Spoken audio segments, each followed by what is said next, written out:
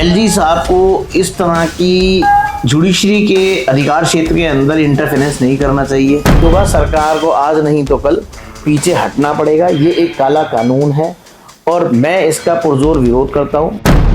हाल ही में दिल्ली के governor VK Saxena ने एक आदेश जारी किया जिसमें कहा गया कि अब से पुलिस जो है सीधा कोर्ट रूम के बजाय अब सीधा पुलिस स्टेशन से ही अपनी गवाही जो है रिकॉर्ड कर सकती है वीडियो कॉन्फ्रेंस के जरिए कोर्ट रूम के अंदर, जिस पर जो है पूरी की पूरी दिल्ली न्यायपालिका के अंदर जो है हड़कंप सा मच गया है। वकीलों के अंदर काफ़ी रोष है, काफ़ी गुस्सा है और 21 और 22 अगस्त के बीच में काफ़ी बड़ी हड़ताल देखने को भी मिली। वकील सड़कों पर उतर गए और इस आदेश को जो है वकील लोग जो है काफ़ी इसको बड़ा खतरा बता रहे हैं जुडिशरी सिस्टम के लिए। अब मेरे साथ मौजूद हैं यहाँ पर रवि भार्गव जी, जो कि एडवोकेट भी हैं और करकटुमा हाईकोर्ट में भी हैं। अब आइए इनसे अब जानते हैं इस आदेश के बारे में। रवि भार्गव जी, आपका बहुत बहुत स्वागत है। नमस्कार। रवि जी, मुझे ये बताइए कि अभी ये आदेश जारी हुआ, इसमें जो है कि पुलिस जो है अब सीधा पुलिस स्टेशन से जो है अपनी गवाही रिकॉर्डिंग कर सकती है वीडियो कॉन्फ्रेंस के जरिए,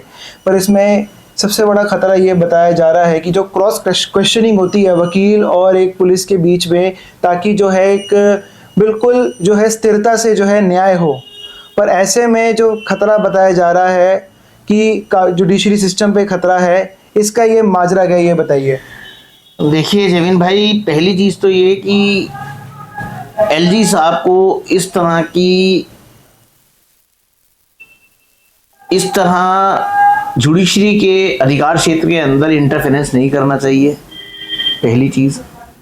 दूसरी चीज़ है डेजिग्नेटेड प्लेस अगर ये करना कुछ चाहते भी थे तो ऐसी जगह करते जहां पर आदमी फ्रीली और फेयरली काम हो सके। अगर क्रॉस एग्जामिनेशन की बात है तो क्या थाने के अंदर हो सकता है? आप मुझे एक बात बताइए, एक आम आदमी जब थाने में जाता है किसी चीज़ की कंप्लेंट लेके तो उसको घंटों तक बैठा के रखते हैं और उनकी कोशिश यही होती है पुलिस वालों की कि उसको वहीं सॉर्ट आउट कर देते हैं। कई बार तो उसकी कंप्लेंट रिकॉर्ड पर लेते भी नहीं और उसको भगा देते हैं। और समटाइम्स ऐसा भी होता है कि वो लेते हैं, कंप्लेंट लेते हैं, लेकिन उसके बाद कुछ करते नहीं, 2-4 चक्कर लगवाते हैं, तो उस आदमी को फिर हमारे जैसे वकीलों के पास आना पड़ता है और फिर हम लोग ही उसकी बात को आगे रखते हुए through court of law SHO को डायरेक्शन दिलाते हैं कोर्ट से, तब जाकर उसके अंदर कहीं एफआईआर होती है। तो क्या इस तरह के एक जो हमेशा लापरवाही के लीजिए, करप्शन के एलिगेशंस भी पुलिस वालों पर डेली लगते हैं। आप देखते हैं डेली कोई ना कोई पुलिस वाला कभी सीबीआई से रेड आउट हो रहा है, कभी अपनी एंटी करप्शन से पकड़ा जाता है और कितना भ्रष्टाचार है सबको पता है। तो उस माहौल के अंदर क्या ये चीज पॉसिबल है कि जब हम किसी को क्रॉस एग्जामिन करेंगे तो उसका आउटकम जो है वो फेयरली आएगा? It is impossible. ये काम तो ऐसा हो गया कि जैसे आपने एक बच्चे को दे दिया कि भाई आपका एग्जाम है, लेकिन उसको साथ में आपने एक कुंजी या किताब भी दे दी कि बेटा इसमें से देख देख के लिख लो, तो किस चीज का क्रॉस एग्जामिनेशन रह गया? और ये खाली एविडेंस को इफेक्ट नहीं कर रहा, आप देखिए एंटायर प्रोसेस इससे विशिएट हो रहा है। वो कैसे होता है कि सीआरपीसी के अंदर सेक्शन 280, देखिए अब नया चेंज हो गया है तो मुझे अभी नया इतना रिकॉल नहीं हो पा रहा। तो सेक्शन 280 जो वो कहती है, वो ये कहती है कि जज के पास पूरे राइट्स होते हैं कि अगर कोई गवाही के दौरान या कोई चीज हो रही है तो उसमें जज साहब कोर्ट के अंदर व्यवहार भी देखते हैं कि जो वो स्टेटमेंट दे रहा है उसके अनुकूल दे रहा है नहीं दे रहा है। अगर स्टेटमेंट में और उसकी बॉडी लैंग्वेज में कोई डिफरेंस नजर आता है, जैसे कि किसी आदमी ने शराब पी रखी है, नशे में है, वो स्टेटमेंट देने आया और स्टेटमेंट रिकॉर्ड चल रही है, लेकिन कोर्ट ने ऑब्जर्व किया कि भाई ये नशे में है या इसकी मानसिक स्थिति ठीक नहीं है, तो कोर्ट अपनी उस चीज को रिकॉर्ड के अंदर लिखवाती है, ऑर्डर शीट के अंदर लिखवाती है सारी चीजें। लेकिन क्या ये चीज अगर डेजिग्नेटेड प्लेस पे करते हैं तो पॉसिबल हो पाएगी? यहाँ से आपका सीआरपीसी भी डिस्टर्ब हो गया, आपका एविडेंस भी डिस्टर्ब हो गया और आपका जो पूरा का पूरा ट्रायल है वो सारा का सारा डिस्टर्ब हो गया। और जो पुलिस वालों को खुश करेगा, जो उनके मुताबिक चलेगा, उसको रिजल्ट मिलेंगे। तो ये न्याय व्यवस्था कहाँ रह जाएगी? किसको कैसे न्याय मिलेगा? मतलब इसको समझे कि जो सारी की सारी जो चीजें हैं, सारी पावर जो है पुलिस के पास ट्रांसफर हो जाएगी। हाँ, सारी पावर पहले ही पुलिस को दे रखी है उन्होंने। पुलिस वाले चाहते हैं तो एफआईआर करते हैं, उनका मन नहीं होता तो एफआईआर भी नहीं करते। जाओ कोर्ट में, और कोर्ट के अंदर जब जज साहब को लगता है तो वो डायरेक्शन देते हैं और तब एफआईआर होती है, और उसके बाद भी अगर एफआईआर हो जाती है तो ये लोग सोचते हैं कि हम इसको अरेस्ट करें या ना करें। हाँ। तो ये सारी पावर्स भी पुलिस के पास है। तो आप देख ही रहे हैं कि क्या हालचाल है हमारे देश का। आप देखिए जो कानून है हमारा, ये अंग्रेजों ने बनाया था, हाँ ये है, और आज भी हम उसी को फॉलो कर रहे हैं। छोटी सी कोई अमेंडमेंट करते हैं तो अपने आप पे बड़ा प्राउड फील करते हैं कि we have amended this thing, लेकिन उसकी जो स्पिरिट है वो अभी भी वही है। पर उन्होंने भी एक चीज को ध्यान रखा कि फ्री एंड फेयर ट्रायल को ध्यान में रखते हुए उन्होंने भी ये चीज नहीं की कि पुलिस वालों की गवाही थाने में होगी, हाँ। कंप्लेनेंट की गवाही थाने में होगी। अगर वो सब चीज थाने में होगी तो फिर कोर्ट का तो अस्तित्व ही नहीं बचता। हाँ। सरकार ने जो है ये मतलब एक तरीके से वकीलों के ऊपर एक कंट्रोल करने की कोशिश की, अब वो बिल को वापस ले लिया।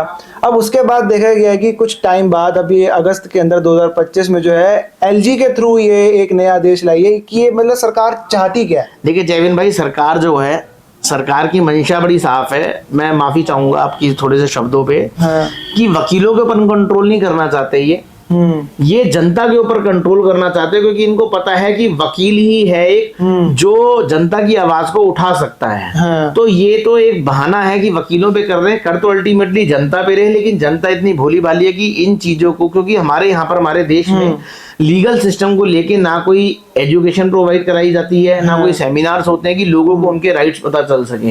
अल्टीमेटली हर आदमी को एक वकील के पास जाना पड़ता है अपने केस के लिए। उसको किसी भी तरह के उसके फंडामेंटल राइट्स, उसकी फंडामेंटल ड्यूटीज कुछ नहीं बताते, सिर्फ किताबों में लिखा हुआ है। जो बच्चे जब पढ़ते हैं तब तक उनको ध्यान रहता है, उसके बाद उसके ऊपर कभी जोर ही नहीं दिया जाता। इसके एडवर्स इफेक्ट क्या होंगे? देखिए इसके एडवर्स इफेक्ट ये है कि जो सारा का सारा जुडिशियल सिस्टम है सारा कोलैप्स हो जाएगा। हाँ। आप देखिए, अगर थाने के अंदर आप बैठ के किसी की गवाही करा रहे हैं, सामने वाला आदमी खड़ा हुआ है और वो जो इशारे दे रहा है वो उसी के हिसाब से काम होगा, तो वो फ्री एंड फेयर ट्रायल कहाँ रह गया? फिर तो आप न्याय की तो उम्मीद ही छोड़ दीजिए। जो पुलिस प्रशासन के साथ रहेगा, जो उनको खुश करेगा, उसका काम होगा। अब उसके अंदर आप इधर भी हो सकते हैं और इधर भी हो सकते हैं।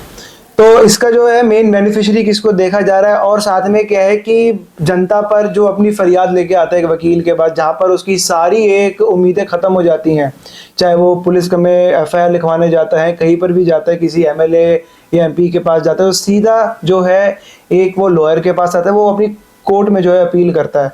इसमें फिर जो है कि जनता और जुडिशरी और पुलिस के बीच में, इसमें तीनों में क्या, रिश्ते में क्या फर्क पड़ेगा? देखिए तीनों रिश्ते के जो तीनों चीजें हैं, जो हमारा कानून है वो तीन चीजों के ऊपर है, एग्जीक्यूटिव, लेजिस्लेशन एंड जुडिशरी। जब ये कॉन्स्टिट्यूशन बनाया तो इसलिए बनाया गया कि एग्जीक्यूटिव का काम था कानून को बनाना, लेजिस्लेशन का, और एग्जीक्यूटिव का काम था उसको इम्प्लीमेंट कराना, और जुडिशरी का काम था चेक एंड बैलेंस का। हाँ। तो इस तरह की चीजों से जो चेक एंड बैलेंस वाली स्थिति है वो खत्म कर रही है। ये तो अगर इस तरह से चलेगा तो समाज के अंदर एक निरंकुशता की भावना आएगी। जब सत्ता किसी, हमारा कानून इसीलिए बनाया गया है ऐसा कि किसी भी एक आदमी के हाथ में पूरी पावर ना रहे, चेक एंड बैलेंस रहे, लेकिन यहाँ ये सब चीजों को सेंट्रलाइज करने की कोशिश की जा रही है। हाँ। जो कि बहुत गलत है। तो अब इसमें ये है कि अब क्या कहते हैं कि अब आगे की जो है आप लोगों की रणनीति क्या है? देखिए वकील समाज जो है आज़ादी से पहले भी देश को आज़ाद कराने के लिए सबका बहुत योगदान रहा और कभी नहीं झुका।